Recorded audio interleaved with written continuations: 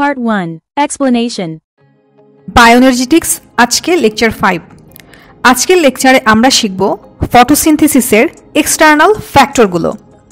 তো এই ফ্যাক্টরগুলো থেকে মেইনলি 1, 2, 3 এবং 4 মার্কসের কোশ্চেনও আসে।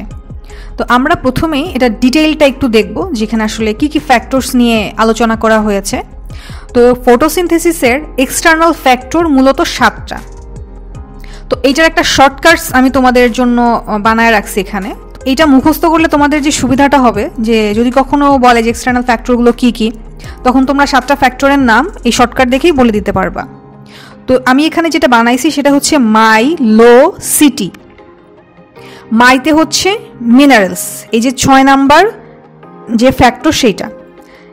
এলতে হচ্ছে লাইট, যেটা হচ্ছে একদম প্রাইম লেভেলের ফ্যাক্টর।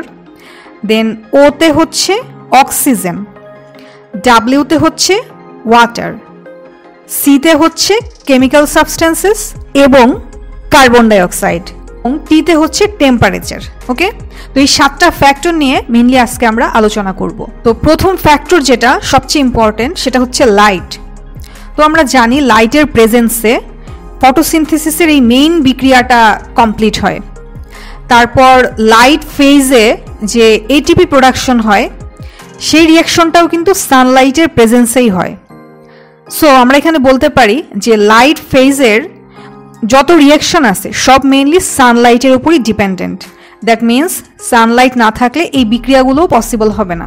তারপর ফটোসিনথেসিসটা হচ্ছে ভায়োলেট ব্লু এবং অরেঞ্জ রেড, এই কম্বিনেশনে অনেক ভালো হয়।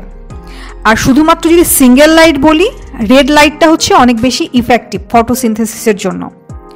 আবার আমরা যদি ওয়েভলেন্থ চিন্তা করি 400 and 480 ন্যানোমিটার, আমরা জানি এটা হচ্ছে ভিজিবল রেঞ্জ। তোমরা হয়তো অনেকে ফিজিক্সেও পড়েছো, কেমিস্ট্রিতেও হয়তো পড়ে থাকতে পারো।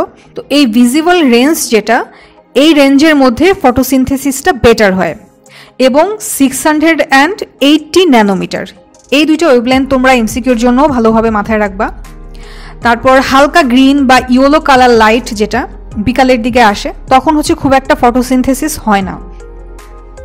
আবার সানলাইট যদি অনেক বেশি ইন্টেন্স হয়, সেই ক্ষেত্রে পাতার যে এনজাইম সেটা অনেক সময় ডিস্ট্রয় হয়ে যায় এবং এর ফলে ক্লোরোফিল প্রোডাকশনটাও কমে যায় এবং আলটিমেটলি ফটোসিনথেসিস কমে যায়। Second most important factor carbon dioxide. ফটোসিনথেসিসের জন্য যে দুইটা রিঅ্যাক্ট্যান্ট ইউজ হয় এর মধ্যে একদম প্রধান রিঅ্যাক্ট্যান্টই হচ্ছে carbon dioxide. So photosynthesis reaction হতে হলে অবশ্যই কার্বন ডাইঅক্সাইডের প্রয়োজন পড়বে। তারপর আমরা বলতে পারি যে এই যে ডার্ক ফেজে যে কার্বন ডাইঅক্সাইড ফিক্সেশনটা হয়, কেন হয়? কার্বোহাইড্রেট জাতীয় যে খাবার বা ফুড সেগুলো প্রোডাকশনের জন্য। দেন যদি এয়ারে কার্বন ডাইঅক্সাইডের কনসেন্ট্রেশন বেড়ে যায়, সেই ক্ষেত্রে ফটোসিনথেসিসও বাড়ে।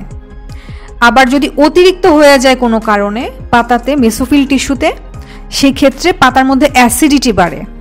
অ্যাসিডিটি বেড়ে গেলে পাতার স্টোমাটা ক্লোজ হয়ে যায়। দ্যাটস ওয়াই ফটোসিনথেসিসের রেটটা কমে যায়। এই 5 নম্বর পয়েন্ট থেকে 2 মার্কসের কোশ্চেনও আসে। আমি একটু পরে যখন কোশ্চেন বলবো তখন তোমরা খেয়াল করবা যে অ্যাকোয়াটিক প্ল্যান্টসে কেন ফটোসিনথেসিস রেটটা হায়ার। তো এয়ারে কার্বন ডাইঅক্সাইডের পরিমাণ হচ্ছে 0.03%, কিন্তু অ্যাকোয়াটিক প্ল্যান্টসে সেটার পরিমাণ 0.3%। সো আমরা বুঝতেই পারছি যে পানিতে হচ্ছে কার্বন ডাইঅক্সাইডের কোয়ান্টিটিটা অনেক হাই। দ্যাটস ওয়াই অ্যাকোয়াটিক প্ল্যান্টসে ফটোসিনথেসিসের রেটটাও অনেক হাই। দেন আমাদের থার্ড যে ফ্যাক্টর সেটা হচ্ছে টেম্পারেচার। এখান থেকে মানে এক লাইন করে করে মনে রাখলেই হবে, এখান থেকে মেইনলি এমসিকিউ আর মাঝে মাঝে হয়তো 2 মার্কসের কোশ্চেন আসতে পারে। টেম্পারেচারের অপটিমাম রেঞ্জ হচ্ছে 22 থেকে 35, এটা এমসিকিউর জন্য ইম্পর্টেন্ট। দেন 5 ডিগ্রির কমে এবং 45 ডিগ্রি সেলসিয়াসের বেশি যদি হয় টেম্পারেচার, সেই ক্ষেত্রে ফটোসিনথেসিস হয় না। অক্সিজেনের পরিমাণ বেড়ে গেলে ফটোসিনথেসিস কমে যায়, তাহলে ভাইস ভার্সা। দেন ওয়াটারের কথা যদি বলি, এক লাইন বলবো যে ওয়াটার হচ্ছে ফুড প্রিপারেশনের জন্য অবভিয়াসলি অনেক এসেনশিয়াল, কারণ ফটোসিনথেসিসের রিয়াকশনে কিন্তু একটা রিয়াক্টেন্ট ছিল water. So it's obviously very important. তারপর কিছু মিনারেলসের কথা বলা হয়েছে যে প্ল্যান্টস হচ্ছে ম্যাগনেসিয়াম এবং নাইট্রোজেন অ্যাবসর্ব করে, যেটা হচ্ছে ক্লোরোফিলের একদম প্রধান একটা বা ক্রুশিয়াল একটা কম্পোনেন্ট। সো ক্লোরোফিল যদি ঠিকমতো গ্রো না করে অথবা প্রোডাকশন না হয় তাহলে কিন্তু ফটোসিনথেসিসের প্রসেস হওয়ার কোনো প্রশ্নই নাই। দেন আসি কেমিক্যাল সাবস্টেন্স। কেমিক্যাল সাবস্টেন্স বলতে এখানে টক্সিক গ্যাসের পরিমাণ যদি এয়ারে বেড়ে যায় কোনো কারণে, সেক্ষেত্রে ফটোসিনথেসিসটা কিন্তু স্টপ হয়ে যেতে পারে। Part 2. Analyzing board question from 2015 to 2024. এখন আমরা আসি বোর্ড কোশ্চেনগুলোতে। তো দিনাজপুর 21-এ এসেছে যে টেম্পারেচার যে খুব ইম্পর্ট্যান্ট একটা ফ্যাক্টর সেটা এক্সপ্লেইন করো। হ্যাঁ, এটা যশোর 21-এও সেম প্রশ্নই এসেছে। দেন লাইটের আন্ডার থেকে প্রশ্ন আসছে ময়মনসিংহ 24-এ যে সব টাইপের লাইটে ফটোসিনথেসিসের রেটটা ইকুয়াল হয় না। তো আমরা লাইটের যতটুকু পড়লাম ওইটুকু মেনলি ওখান থেকে অ্যান্সার করলেই হবে। তারপর দিনাজপুর 15-তে আসছে যে ফটোসিনথেসিসের জন্য কোন কোন ফ্যাক্টরগুলো ইম্পর্ট্যান্ট এক্সপ্লেইন করো। তো সেক্ষেত্রে এক লাইন করে করে বলে দিলেই হয়ে যাবে শর্টে। তারপর এখানে দিনাজপুর 22-এ আসছে যে তোমার দুপুর টাইমে কেন ফটোসিনথেসিসটার রেট কমে যায়, বিকেলবেলা কেন কমে যায়, সকালবেলা কেন বেশি হয়। তো এই প্রশ্নের উত্তরে আমরা একই কথাই বলবো যে এক্সেস সানলাইটও সমস্যা, কম সানলাইটও সমস্যা।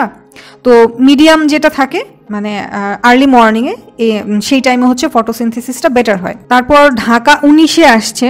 এখানে ঢাকা 19-এর এই প্রশ্নটা দিয়ে এই যে কিউটাকে যে তারা ভ্যাকেন্ট রাখছে, দ্যাট মিনস হচ্ছে সানলাইটের কি ইফেক্ট আছে এই রিঅ্যাকশনের ক্ষেত্রে সেটা তারা জানতে চেয়েছে। সো আলটিমেটলি সানলাইটের টোটালটাই এখানে দিতে হবে।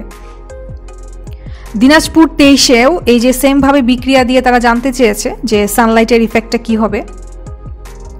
বরিশাল 21 এখানেও সেমভাবে সানলাইটের ইফেক্ট জানতে চাওয়া হয়েছে। অল বোর্ড 18-তেও সেম প্রশ্নই আসছে যে তোমার এক্স এর কন্ট্রিবিউশনটা কি। কুমিল্লা 15 এখানেও শুধুমাত্র লাইটের কন্ট্রিবিউশন আসছে, এটা কিন্তু 4 মার্কসের কোশ্চেন। হ্যাঁ, দেন কুমিল্লা 23-এ আসছে যে হচ্ছে এয়ারে যদি মিথেন থাকে সেই ক্ষেত্রে তোমার গ্লুকোজ বা কার্বোহাইড্রেট জাতীয় খাবার যেটা হচ্ছে ফটোসিনথেসিসের মাধ্যমে প্রোডাকশন হয় সেটা যে হ্যাম্পার হয় সেটা এক্সপ্লেন করতে বলা হয়েছে। সো আমরা ফ্যাক্টরগুলো লাস্টে পড়লাম যে কেমিক্যাল সাবস্টেন্স যদি প্রেজেন্ট থাকে টক্সিক, সেই ক্ষেত্রে কিন্তু ফটোসিনথেসিসটা হ্যাম্পার হয়। রাজশাহী 22-এ আসছে যে অ্যাকোয়াটিক প্ল্যান্টসে কেন ফটোসিনথেসিস বেশি হয়। তারপরে এ বা হচ্ছে যে লাইট, যেটা এই লাইট নাই, যে এ বলতে বোঝানো হচ্ছে কার্বন ডাইঅক্সাইডকে।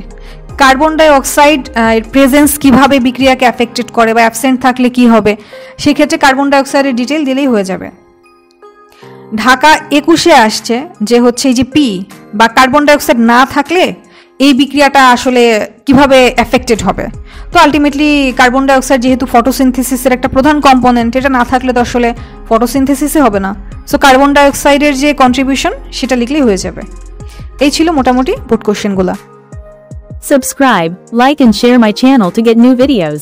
Thank you.